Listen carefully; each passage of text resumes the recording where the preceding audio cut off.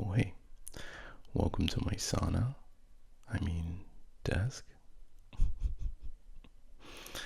Today I'm going to be drawing The Sims.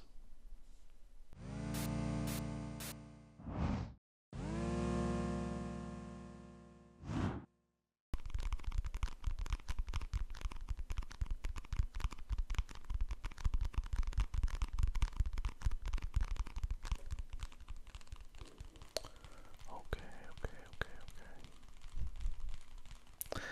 The Sims. The Sims. I'm a Simmer.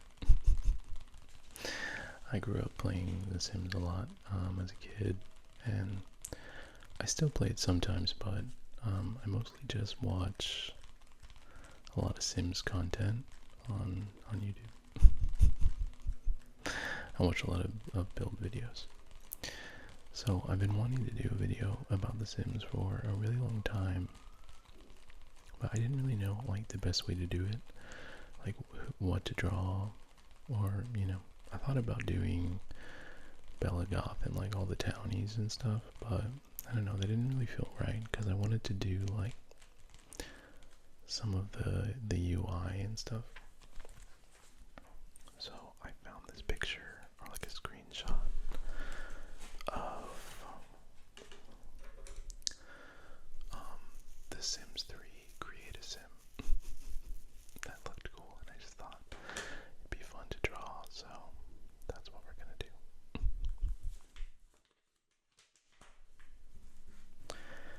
And I went ahead and I made this box off camera, just so that we could get right into it. But The Sims 3 was probably the most nostalgic one for me. That was the one I played more as a kid and stuff. But I have actually played all four of the games so far, and like some of the other like console games that were totally different. But I'm getting ahead of myself. The Sims, the first one came out in 2000, and it is a life simulation game. If you don't know, which I don't know how you would, but the creator of the game, Will Wright, came up with the idea when his house burned down in the 90s and he had to start all over, from scratch. So he had the idea for like a virtual dollhouse. And he presented the idea to Maxis, who had made SimCity in like 1989, I think, which is like a city planning simulation game. And at first, like, Maxis was not into it at all. But EA, who owned Maxis, was like wanting to expand the Sim franchise. So they went ahead and made it anyways. And the first one is like, I think it's called like diametric projection. So like you can only really play and see like the house from one angle, like rotated around like an axis. And the characters were like super pixelated. But the game mechanics were actually pretty like complex, I guess. So like the game relies on like a pretty advanced AI system for the Sims to autonomously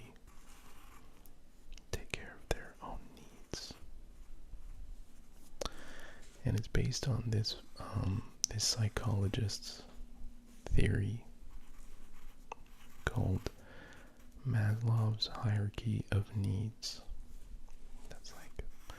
It's like a pyramid. So you have like all your base needs at the bottom, and then the higher you go up, the more like abstract, I guess, the needs become. And at the top, it's like self-fulfillment. So, like, yeah, the concepts of that theory were like put to use in the game so that your sim will, like, if he has to go to the bathroom, or she, they would just go before like making dinner, for example, because their needs are like prioritized based on urgency, which I think is, yeah, pretty interesting.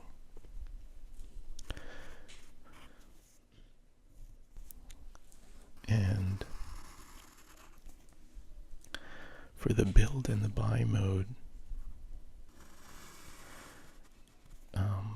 we'll use like like an urban planning and design book from the 70s called A Pattern of Language. So I use that, the theories from that book to make the build. So yeah, definitely a lot of thought went into making this game in ways you might not expect, which I think is really cool. And then, yeah, the Create-A-Sim, was very rudimentary in the first game, because it was pixelated and stuff, and it was like, that diametric projection. But then in Sims 2, they went full 3D and created more, diverse options for the Create-A-Sim, and had like, different skin tones and body types, but it was still very, very limited. And then in The Sims 3, they really expanded it a lot, and included like a color wheel to be able to choose like any skin tone you want, and then they really broadened the body type range for Sims as well, which I think is good. But then for Sims 4, they really they reeled back a lot of the options that you had in The Sims 3, which is part of the reason why a lot of people think that The Sims 3 was a better game, because you had more options, and it was open world. But I do think that maybe one of the reasons they did reel back a lot of that was because The Sims 3 did not run very well at all on anybody's computer. It sounded like a plane was taking off every time I played it, because the fan would just go crazy. It was really hard on PCs.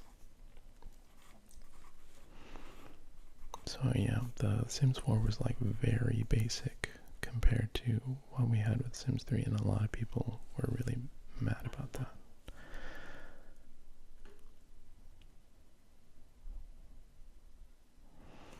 Okay, should we color it? Let's color it.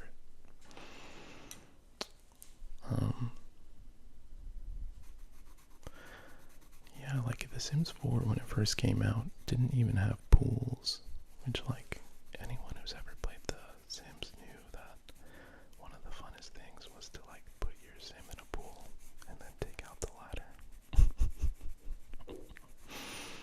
Which I didn't do personally, but I knew about it. I actually play the game super vanilla. I don't really like to like kill my Sims or give them a hard time. I just try to live their lives to the fullest. And I even sometimes like turn off aging just to like make it more, feel more like real life. Yeah, let me know in the comments how you play the game and if you're a monster.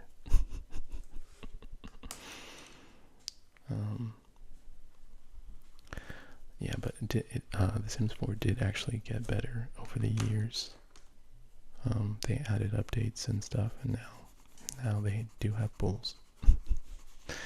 And build mode is better, and yeah, they did a bunch of stuff to make it playable, but a lot of people would argue they still have a long way to go. It famously has a lot of bugs, and that's not even the half of it. There is a lot of controversy going on in the Sims world lately, which was part of the reason why I wasn't sure if I wanted to do this video. But basically, the company that owns the game was recently sold to an investment company in Saudi Arabia in conjunction with like Jared Kushner's business or whatever it is. And yeah, so that has a lot of people who play The Sims concerned. Partially because of like price gouging and just like anti-consumer, right? Like new like actions from them. But also because famously The Sims has always been a very queer friendly game. And it's been like well documented that, you know, The Sims helped a lot of people explore their identities, because since the first one, I think you could have relationships, romantic relationships with any gender. So yeah, people are concerned because Saudi Arabia doesn't have a great track record for the LGBTQ plus community.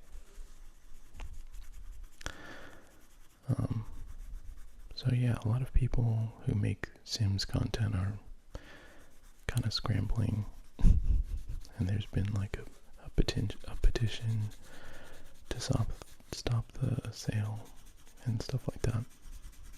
A whole big drama. But notwithstanding, I do think that The Sims impact on my life and so many others cannot be taken away by what the future of the company is, or the game. That being said, there is a new game that came out pretty recently in early access called Paralives, and it's supposed to be a lot better than The Sims in many ways. At least for the build mode, they really gave you back all of the options and more that The Sims 3 gave us. And I haven't played it yet, but I do want to check it out. I've heard a lot of good things. So yeah. It will never replace The Sims, obviously, because there is just so much lore behind it. I mean, it's like a 26-year-old game. And, you know, the characters have so much lore. There's a ton of videos out there going into depth of like the backstory of all the NPCs, and it's crazy, honestly. There's people out there that can definitely explain it better than I can, but basically the timeline of the games is that the first one, you know, takes place at whatever point in time, and then the second one, it takes place 25 years later. So like Bella Goth, who appears in the first one, is like an adult. And then 25 years later, she's gone missing mysteriously. And her husband is like an old man. And then she appears in like another town or something with her memories erased, I think. It is crazy. But, and then the Sims 3 takes place in the past, like 25 years before the first one. And Bella is like a child. She has a different last name.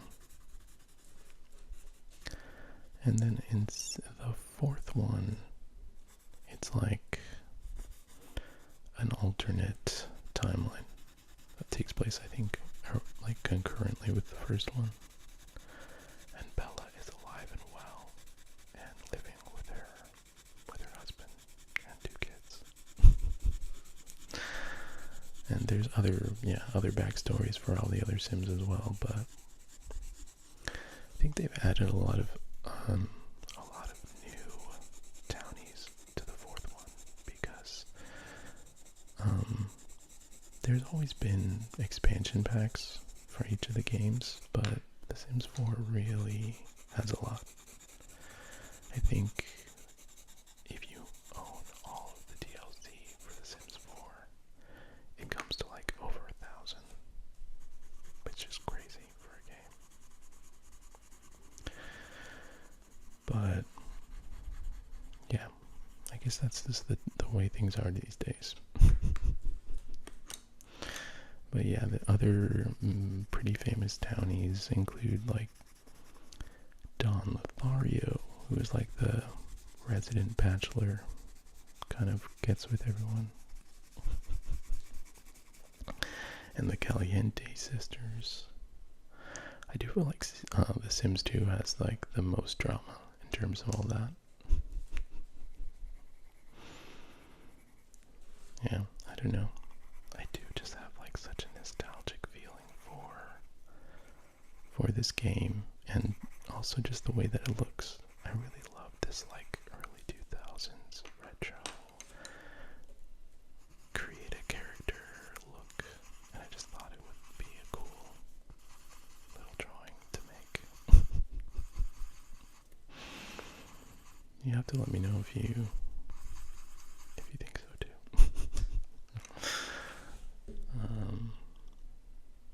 Alright, yeah. I think I'm done.